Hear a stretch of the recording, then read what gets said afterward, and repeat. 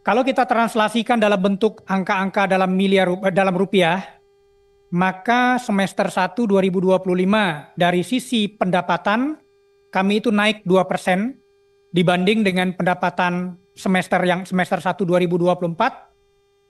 EBITDA itu naik cukup signifikan 18% dibanding dengan semester 1 2024 itu menjadi 4 triliun. Laba bersih itu naik 8% dibanding dengan semester 1 2024 atau sekitar 1,185 triliun. Dan kalau kita gambarkan dalam bentuk aset dan liabilitas, maka kita bisa lihat di tahun 2025 secara aset itu naik menjadi 102,3 triliun dan secara liability juga naik menjadi 65,7 triliun. Kalau kita lihat juga rasio-rasionya, total debt to equity rasio itu sedikit naik di tahun 2025 ini dari 1,2 kali itu menjadi 1,3 kali. Kalau kita lihat juga ada total debt penugasan versus dengan non penugasan, itu tahun 2025 semester 1 itu 46,5, itu naik dibandingkan di tahun 2024 semester 1 43,2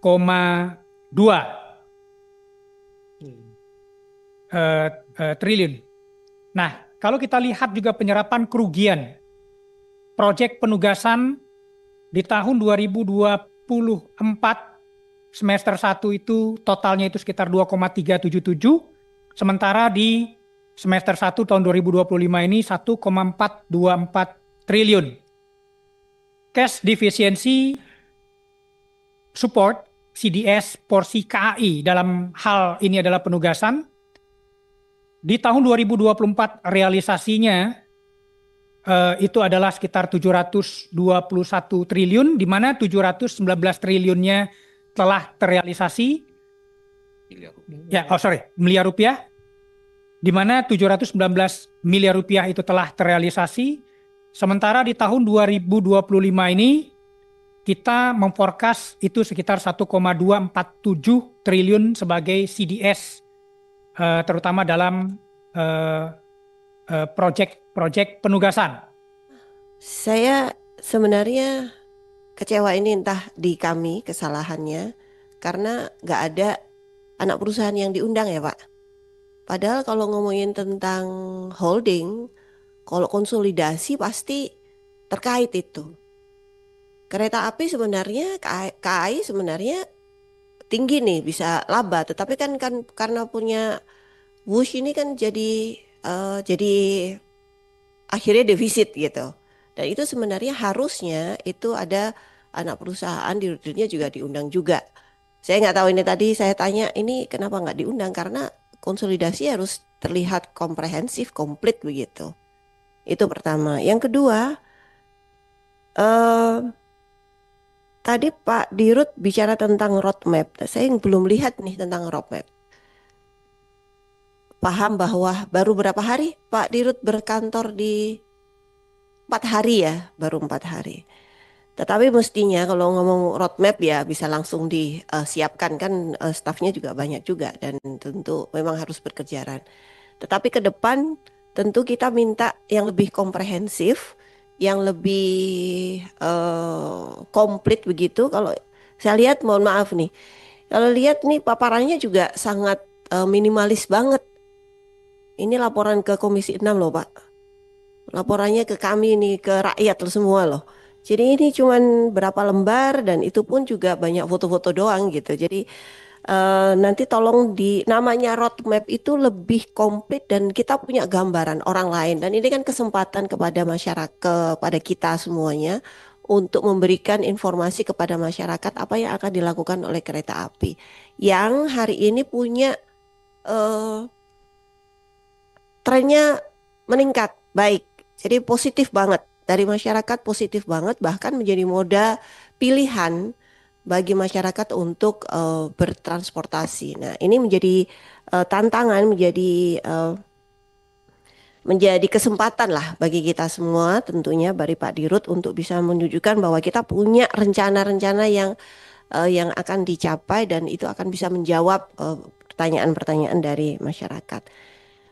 Terus beberapa hal saya ingin menyoroti, sudah banyak yang menyampaikan. Yang pertama adalah soal keuangan. Saya tidak menganggap bahwa kereta api performance-nya bagus gitu. Karena prestasinya juga biasa-biasa aja gitu. Pendapatannya naik tipis, labanya naik 8%, 7%, 7, sekian persen. Debt equity ratio juga naik, Pak. Ya. Tapi memang saya menyoroti masalah utang, Pak. Saya mencatat, Pak, dalam 2 tahunan, utang kereta api itu sudah naik hampir 23 triliun, Pak. Dalam 2 tahunan lebih. Ini mau utang sampai berapa banyak lagi, Pak? Ini menjadi tantangan ke depan. Tapi saya memang melihat bahwa ada hutang yang begitu besar yang harus ditanggung oleh kereta api dalam proyek kereta cepat Jakarta-Bandung, KCIC. Bapak kan memegang saham dari PSBI ya, 58% lebih. Ya. PSBI menguasai 60%, ya, dari China 40%. Pak, itu kalau dihitung, Pak, 2025 itu bisa beban keuangan dan dari kerugian KCIC itu bisa mencapai 4 triliun lebih.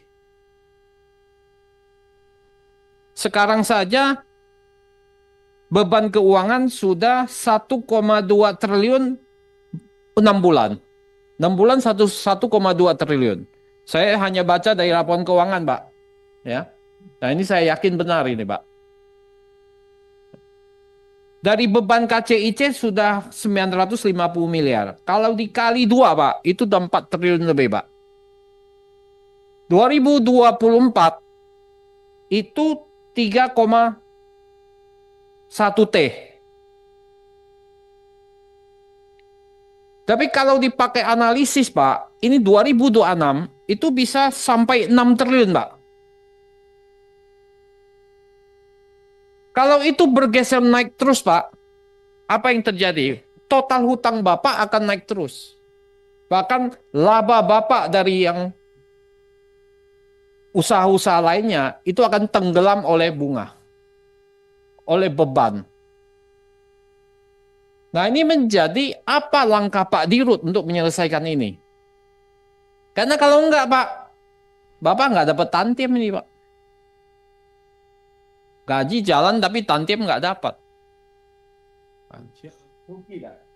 Ya, karena nanti akan terlelap oleh beban keuangan dan ruginya KCIC. Ini kan ada yang salah, Pak, di WUS ini, Pak, sebetulnya. Dari dulu kami amati, waktu kami menerima proposal dari KCIC, dari kereta api cepat waktu itu, visibility study-nya kan kalau optimistik tuh 76.000, Pak, penumpangnya. Kalau yang pesimis 50.000, Pak. Sekarang, Pak, baru 40-50%, Pak, dari target itu, Pak. 20.000, 40% dari pesimis, Pak.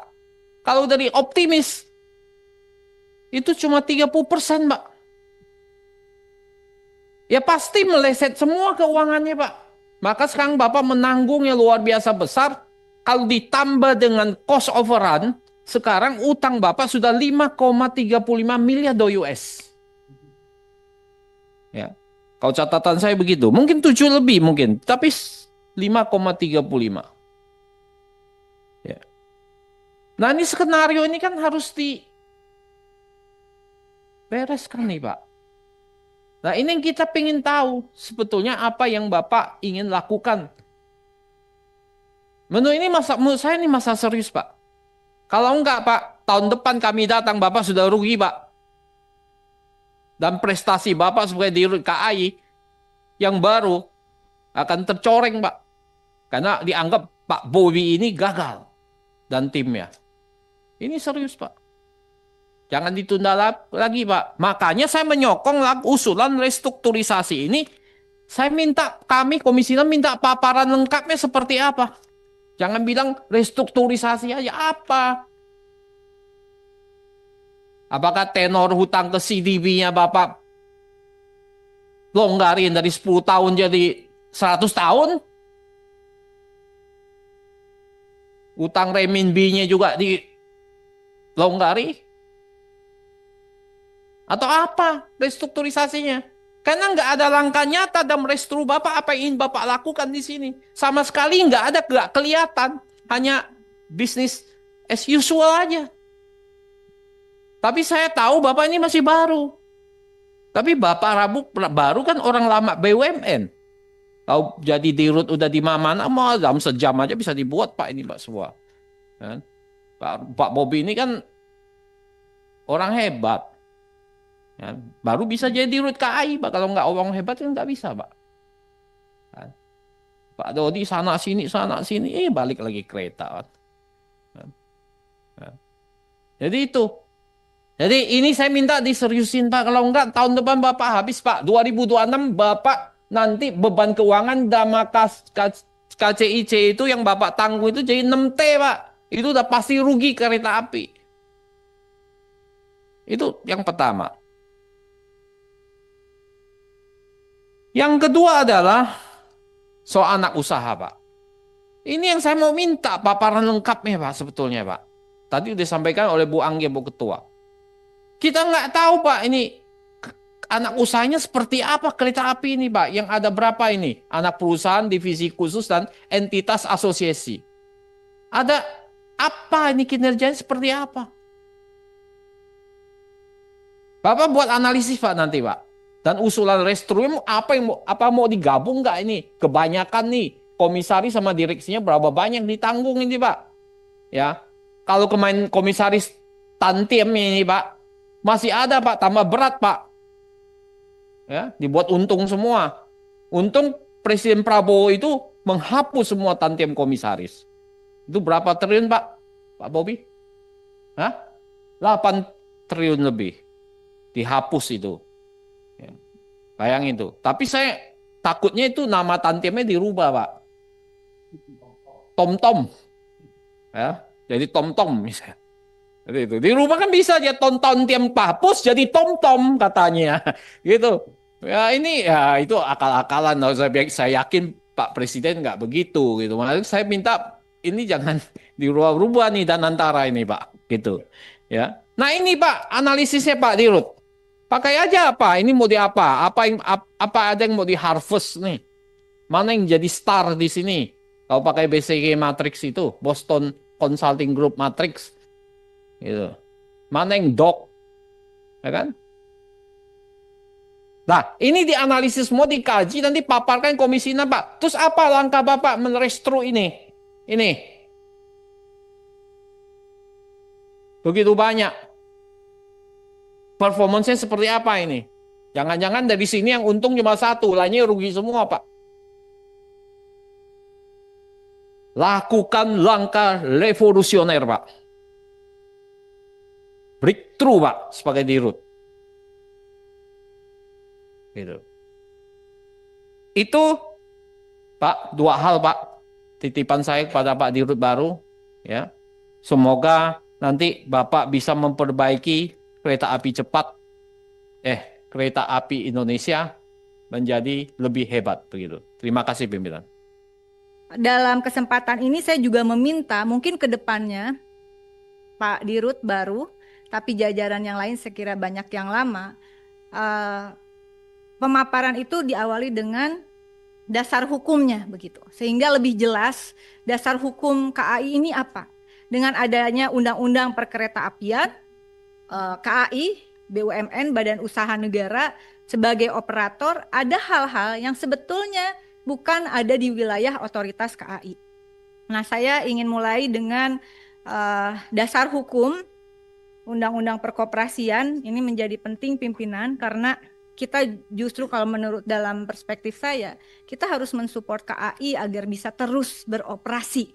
Tidak boleh KAI sampai bangkrut, tidak boleh KAI mengalami masalah. karena ini akan berimbas panjang pada pertumbuhan ekonomi Indonesia secara nasional. Undang-Undang Nomor 23 Tahun 2007 tentang Perkeretaapian di pasal 23 itu ada kurang lebih ini kaitannya dengan infrastructure maintenance operation atau biaya pemeliharaan begitu yang disingkat dengan AIMO, dan ini kemudian banyak hal yang sebetulnya perawatan KAI ini aset prasarana perkeretaapian panjang jalurnya 6.602 km, jembatannya ada 22.143 unit, peralatan persinyalan telekomunikasi dan LEE 72.984 unit, bangunan stasiun dan bangunan lainnya 138 unit. Dan itu harus dipelihara oleh KAI. Padahal kalau kita breakdown lagi apa yang diamanatkan oleh undang-undang, ini sebetulnya juga ada tanggung jawab pimpinan di Kementerian Perhubungan, Sekju Dirjen Perkeretaapian, DJKA begitu. Nah, AIMO itu adalah biaya pemeliharaan yang diberikan oleh negara kepada KAI begitu Pak ya. Karena ini menjadi penting, menyangkut nanti juga kesehatan keuangan KAI. Ada selisih kurang bayar, jadi oke lah yang menyelenggarakan penyelenggaraan pemeliharaan semua infrastruktur kereta api itu adalah KAI. Tapi yang bayarnya uang negara begitu kan. Nah, selisih kurang bayar AIMO 2022 dari negara ke KAI 11,67 triliun. Selisih kurang bayar AIMO di 2023 2,68 triliun. Selisih kurang bayar AIMO 2024 dari negara ke KAI 2,14 triliun. Dan potensi di 2025 negara akan dalam tanda kutip utang terhadap KAI untuk pemeliharaan 1,56 triliun. Padahal ini kaitannya dengan yang kedua, KAI tadi ada yang mengatakan dividen, tetapi juga ada persoalan bagaimana track access charge, yaitu negara ngecas ke kereta api, ke KAI sebagai pengguna infrastruktur kereta api, betul Pak ya? Dan itu ada dasar hukumnya pasal 154 Undang-Undang Nomor 23 2007 junto pasal 159 72 2009 begitu. Nah, ini menurut saya perlu dijelaskan nanti Pak kalau ada pertemuan lagi. Ada KAI harus bayar dan permohonan tagihan 2022 2,1 triliun. KAI harus bayar. Padahal tadi kemudian untuk pemeliharaan negara masih utang. Itu utangnya di 2022 sebentar.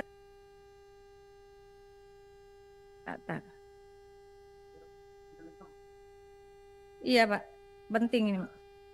Nah, KAI 2022 sampai 2023, 2022 KAI harus bayar ke negara lewat Kemenhub gitu. Nanti masuk PNBP, Kemenhub 2,1 triliun.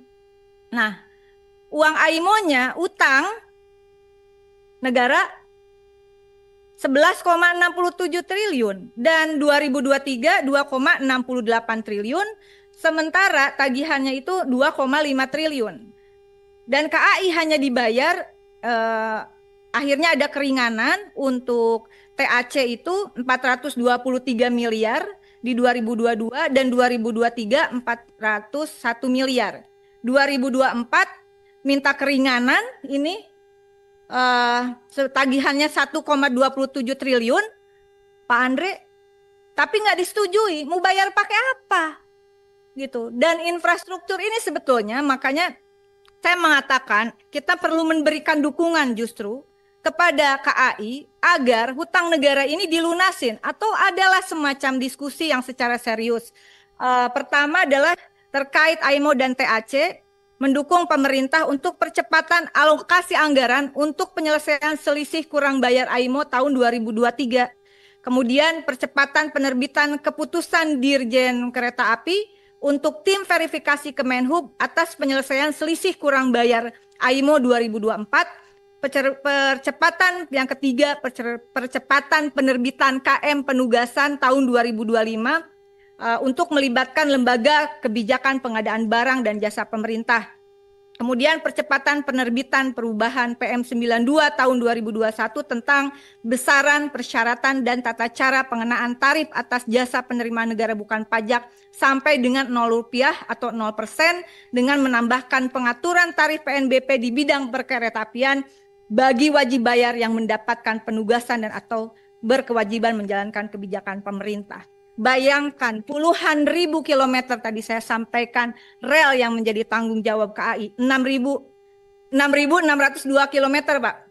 Bukan puluhan ribu ya kan? Betul Pak? Sebesar itu ya Pak ya. Relnya panjangnya 6.602 kilometer. Betul Pak? Dan berbagai jembatan dan semuanya. Mari kita bandingkan Bang Andre. Ini dengan adanya satu konsorsium yang namanya Celebes Railway Indonesia, PT CRI. Ini patungan PT PP, BUMN, Bumi Karsa, dan China Railway. Menangani infrastruktur, operasi dan maintenance infrastruktur untuk 84 km di Parepare yang hanya baru mulai start 2023. Per tahun anggarannya Pak Andre untuk pemeliharaan 84 km ini bisa dapat tuh dianggarin 250 miliar.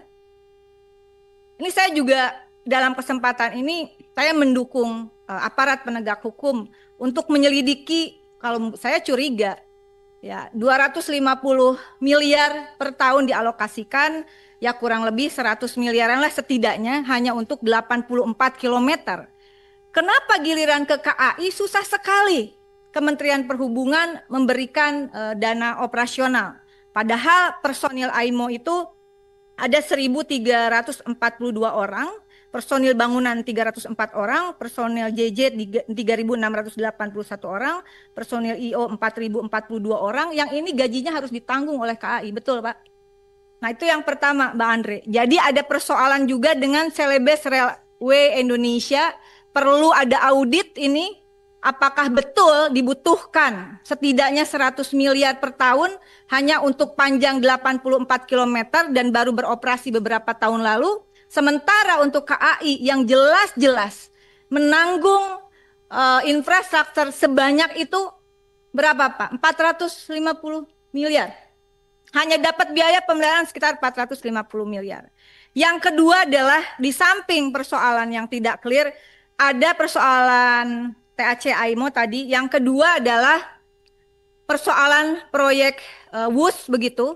Ini PT Pilar Sinergi BUMN Indonesia tadi sudah disampaikan. Konsorsium dengan pemegang saham KAI tertinggi 58,53%, Wika 33,36%, Jasa Marga 7,08%, Perkebunan Nusantara 1,03%, PT SBI memegang 60% saham di KCIC Operator WUS. Termasuk dalam proyek strategis nasional menghabiskan investasi sebesar 7,2 miliar US dollar atau setara 116 triliun. Kerugian semester 1 2025, mohon saling cek Pak datanya, mencatat kerugian 1,625 triliun dari investasi di PSBI, KAI kerugiannya sebesar itu. Kemudian selama tahun 2024 kerugian sebesar 4.195 triliun, total investasi KAI ke PSBI 2025 sejak awal tahun telah menyuntikkan modal 7,7 triliun untuk KCIC. Nah, menurut saya ini perlu ada kejelasan. Sampai saat ini belum ada pembentukan konsorsium yang baru, Pak Andre. Sehingga kalau tadi ditanyakan, apakah ada negosiasi ulang atau rekonstruksi? Rekonstruksi itu tidak bisa menurut saya tidak hanya melibatkan KAI, tapi di dalam beberapa pertemuan itu juga penting posisi Danantara untuk ada keberpihakan kepada KAI dan juga proses-proses lainnya, konsorsiumnya segera dibentuk, begitu, atau mau dengan cara apa? Kalau dari saya sendiri ambil alih Pak Andre, mudah-mudahan Pak Prabowo bisa terakhir. Nah, diambil alih oleh negara yang penugasan negara, apalagi masuk proyek strategis nasional, jangan dibebankan kepada BUMN. Apalagi BUMN tersebut adalah BUMN yang menyelenggarakan pelayanan publik, bisa kolaps. Kalau pelayanan publik di bidang transportasi kolaps, sekali lagi akan berimbas pada berbagai hal. Dengan seluruh rasa hormat saya, Bapak, mohon diperbaiki nanti presentasi ini. Karena teman-teman yang lain ini, dan saya berharap lah, kalau direksi, ini siapapun direksinya, kalau posisi konstruksi hukumnya seperti ini, KAI akan tetap terbebani kok. Kalau persoalan WUS-nya tidak diselesaikan, siapapun dirutnya juga akan tetap tidak akan berhasil memimpin KAI. Di luar persoalan culture dan sebagainya. Yang terakhir persoalan aset, mohon dijelaskan. Karena saya mendengar adanya aset-aset yang itu dikatakan sebagai aset negara yang tidak boleh dikelola oleh KAI. Itu ada di Kementerian Keuangan.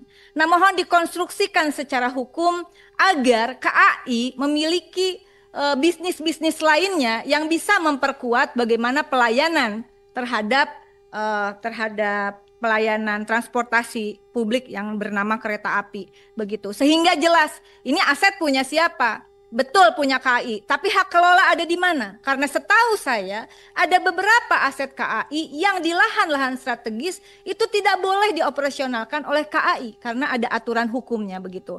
Jadi ada 3 hal Bapak. Pertama TAC AIMO, yang kedua soal konstruksi untuk KCIC kereta api cepat begitu, kerugian negaranya akan semakin membengkak. Ada ancaman nanti akan krisis di 2026 keuangan KAI. Jika ini tidak terselesaikan, betul nggak Pak? Betul kan Pak? Ya terus terang aja kayak gitu Pak. Ya jangan pucat, kesian soalnya udah kurus pucat lagi.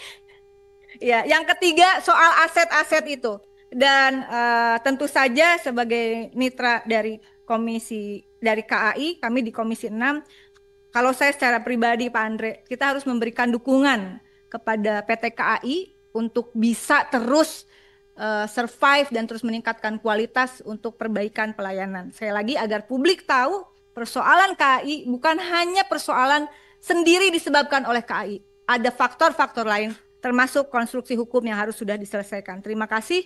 Wallahul muwaffiq ila aqwamit thoriq. Wassalamualaikum warahmatullahi wabarakatuh.